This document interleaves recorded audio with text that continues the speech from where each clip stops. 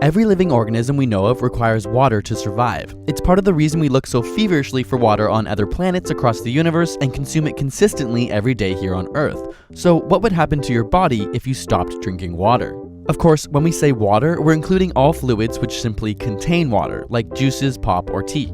Much like the desire to breathe in oxygen, thirst is a survival instinct. H2O is the most abundant molecule in the human body, making up, on average, 65% of an adult. As a universal solvent, it carries nutrients and hormones through the body, regulates body temperature, cushions our joints, and even lubricates our eyes. You produce around 1.5 liters of urine every day, with another liter lost from breathing, sweating, and pooping. So it's essential that the body replaces this liquid.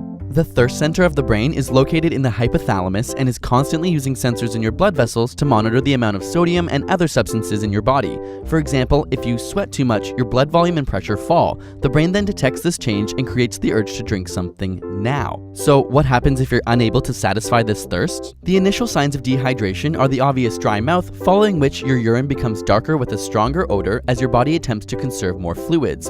The lack of H2O then begins to affect your brain. You might feel lightheaded, have a slower response time, and decreased ability to feel pain. In fact, when you're dehydrated, your brain tissue literally shrinks. In studies observing hydrated versus dehydrated participants, the same task required more brain power and oxygen in dehydrated individuals compared to those fully hydrated.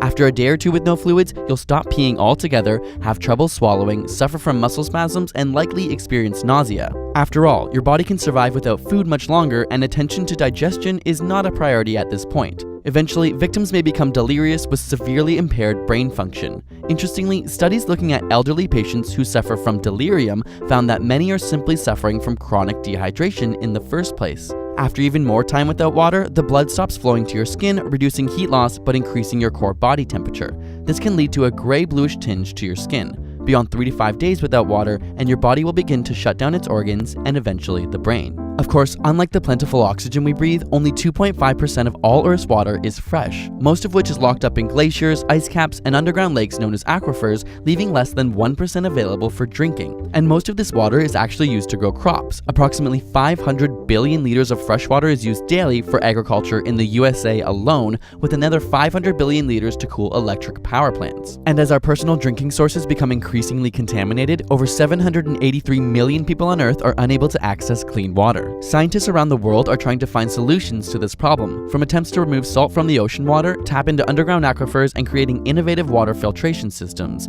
If we look to space, NASA has developed technology for astronauts to turn their urine into water more pure than what we drink on Earth.